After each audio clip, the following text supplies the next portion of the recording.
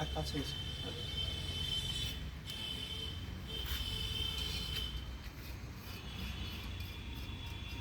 Nursery থেকে যে গাছগুলো নিয়ে এসেছিলাম সেই গাছগুলো আজকে আমরা রিপোর্ট করবো।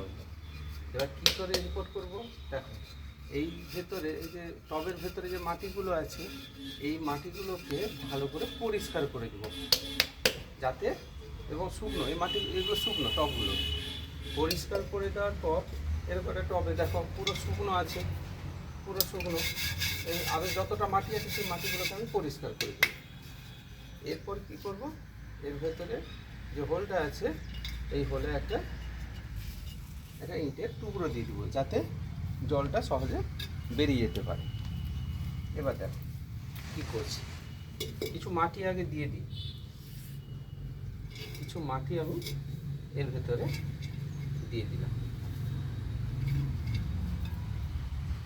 এরপর আমি কী করবো, এই যে গাছটা, এটা কিন্তু একটা ভ্যারাইটি গাছ, মানে দেশি নয়, এটা হচ্ছে থাই ভ্যারাইটি গাছ, থাই ভ্যারাইটি বগনভিলিয়া, প্রচুর ফুল হয়, তো বছরে 3 বার করে ফুল হয়। ক্রিস্টিনা বললো দোকানদার, এবার নার্সারিতে বললো ক্রিস্টিনা বলে, এটা দেখা যাক কী হয়।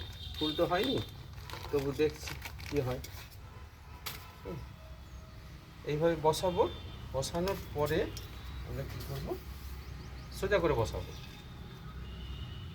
এই যে সোজা করে বসিয়েছি। এরপর মাটিগুলো আমি সাইডে দিয়ে দিলাম, ঠিক আছে। এবং মাটিগুলো যখন দেবো একটু চিপে চিপে দেবো যাতে ভেতরে কোনো গ্যাপ না থাকে।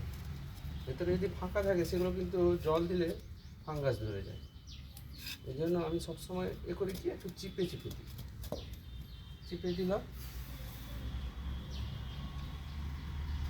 এবং সবসময় মাটিটা দেবো যাতে টবে 2 ইঞ্চি মতো একটু গ্যাপ থাকে টব উপর থেকে, দেখো উপর থেকে 2 ইঞ্চি একটা গ্যাপ আছে। এই গ্যাপটা থাকলে পরে কী করবো, আমি এগুলোতে খাবার দিব, মাটি দিব, তখন এগুলো কাজে লেগে যাবে। এবার আমার বসানো হয়ে গেছে, একটু জল দিয়ে দেবো।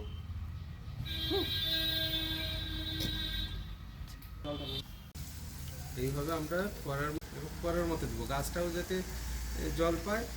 আর নতুন গাছ লাগিয়েছি, গাছটাও জল পেলো আর গোড়াটাও জল পেলো, কিন্তু জলটা মাটিটা ধুয়ে যাবে না, সেইভাবে আমরা জলটা দেবো। একটু ভিজে গেলে মাটিটা ভেতরে একটু জলটা ঢুকে যাবে, দিলে বন্ধ করে দেবো।